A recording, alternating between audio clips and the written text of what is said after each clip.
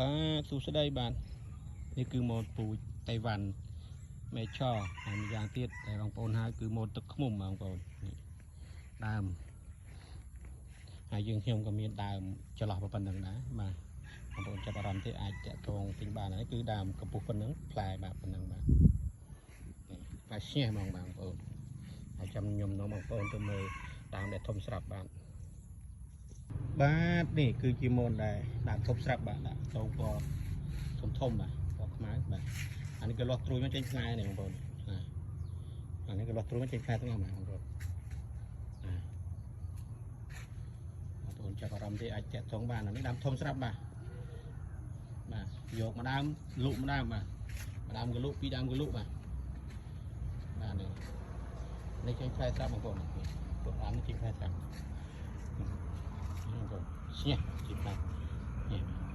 បាទអរគុណច្រើន